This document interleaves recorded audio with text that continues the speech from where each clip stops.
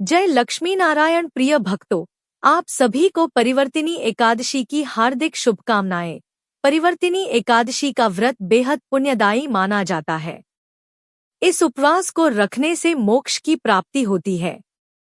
इसके साथ ही पापों का नाश होता है। धार्मिक मान्यताओं के अनुसार इस दिन भगवान विष्णु और माता लक्ष्मी की पूजा का विधान है। पंचांग को देखते हुए इस बार यह व्रत 14 सितंबर को रखा जाएगा। ऐसा कहा जाता है कि इस व्रत के प्रभाव से सभी पापों का अंत हो जाता है। तो आइए परिवर्तिनी एकादशी व्रत कथा के बारे में जानते हैं। युधिष्ठिर कहने लगे कि हे प्रभु, भाद्रपद शुक्ल एकादशी का क्या नाम है? इसकी विधि तथा इसका महिमा कृपा करके हमें बताइए। तब भगवान कृष्ण ने कहा कि सभी पापों का नाश करने वाली उत्तम वामन एकादशी की महिमा मैं तुमसे कहता हूँ। तुम इसे ध्यानपूर्वक सुनो। यह पद्मा या परिवर्तिनी एकादशी जयंती एकादशी भी कहलाती है।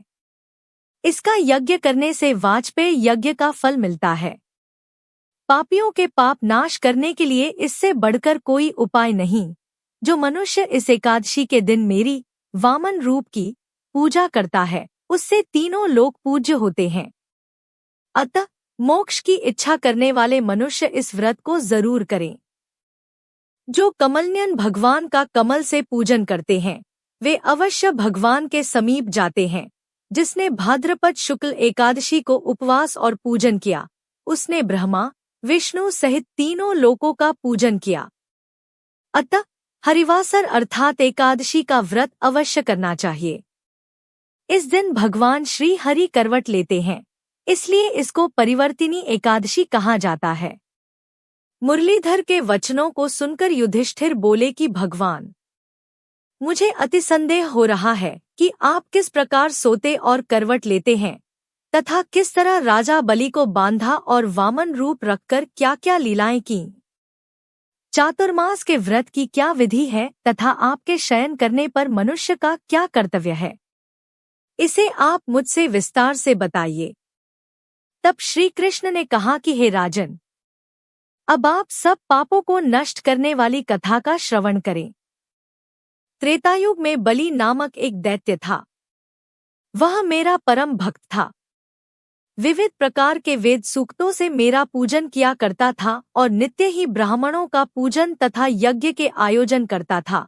लेकिन इंद्र से द्वेष के कारण उसने इंद्रलोक तथा सभी देवताओं को जीत लिया। इस कारण सभी देवता एकत्र होकर सोच विचार कर भगवान के पास गए। बृहस्पति सहित इंद्रादिक देवता प्रभु के निकट जाकर और नतमस्तक होकर वेद मंत्रों द्वारा भगवान का पूजन और स्तुति करने लगे। अतः मैंने वामन रूप धारण करके 5वां अवतार लिया और फिर अत्यंत तेजस्वी रूप से राजा बलि को जीत लिया। इतनी वार्ता सुनकर राजा युधिष्ठिर बोले कि हे जनार्दन, आपने वामन रूप धारण करके उस महाबली दैत्य को किस प्रकार जीता? तब भगवान कृष्ण कहने लगे कि मैंने बलि से 3 पग भूमि की याचना करते हुए कहा कि ये मुझको 3 लोक के समान है और हे राजन, यह तुमको अवश्य ही देनी होगी। राजा बलि ने इसे तुच्छ याचना समझकर 3 पग भूमि का संकल्प मुझको दे दिया और मैंने अपने त्रिविक्रम रूप को बढ़ाकर यहाँ तक कि भूलोक में पद, भुवरलोक में जंघा, स्वर्गलोक में कमर, महलोक में पेट, जनलोक में हृदय, यमलोक में कंठ की स्थापना कर सत्यलोक में मुख, उसके ऊपर मस्तक स्थापित किया।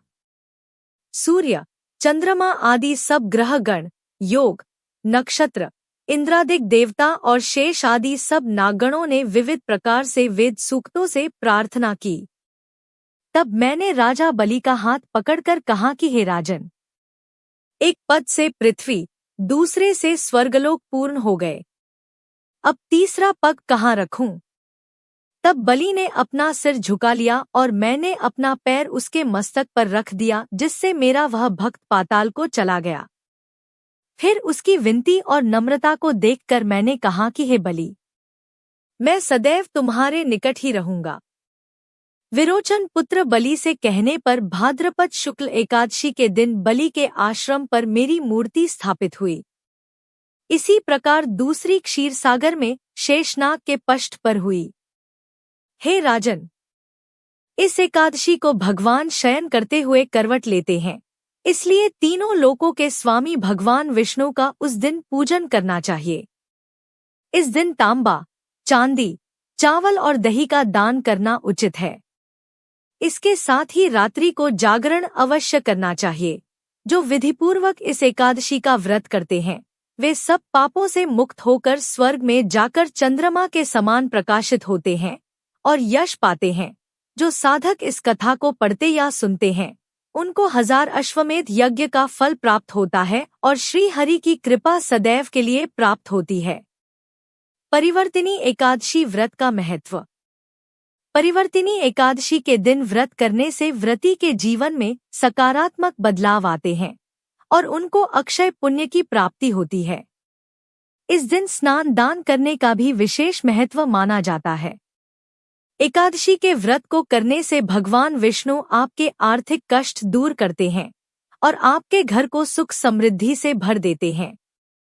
इस व्रत करने वालों को भगवान सांसारिक जीवन के बाद अपने चरणों में स्थान देते हैं। इस साल परिवर्तिनी एकादशी के दिन रवि योग शुभ संयोग भी बना है। इस शुभ योग में व्रत की पूजा करने से आपको हर कार्य में मनचाहा फल प्राप्त होता है। परिवर्तिनी एकादशी कब है? परिवर्तिनी एकादशी यानी पार्श्व एकादशी 14 सितंबर 2024 शनिवार के दिन मनाई जाएगी। एकादशी तिथि का प्रारंभ 13 सितंबर की रात 10:30 से होगा और इसकी समाप्ति 14 सितंबर की रात 8:41 पर होगी। परिवर्तिनी एकादशी व्रत पारण समय। परिवर्तिनी एकादशी व्रत का पारण 15 सितंबर की सुबह 6:06 से सुबह 8:34 तक किया जा सकेगा। पारण तिथि के दिन द्वादशी की समाप्ति शाम 6:12 पर होगी। परिवर्तिनी एकादशी पूजा विधि। एकादशी वाले रखने वाले लोगों को व्रत वाले दिन प्रातः काल उठकर सभी कामों से निवृत्त होकर स्नान कर साफ वस्त्र धारण करने चाहिए। इसके बाद व्रत का संकल्प लेना चाहिए। फिर भगवान विष्णु की विधि विधान पूजा करनी चाहिए। इस दिन श्री हरि विष्णु भगवान को पीले रंग का चंदन कोमा अक्षत लगाएं। उन्हें भोग स्वरूप खीर, फल और तिल चढ़ाने चाहिए। परिवर्तिनी एकादशी की कथा सुनें। फिर आरती कर पूजा संपन्न करें। ध्यान रहे कि भगवान विष्णु के भोग में तुलसी का इस्तेमाल जरूर करना है। इस दिन फलाहारी व्रत रखें। पूरी रात भगवान के भजन व कीर्तन करें।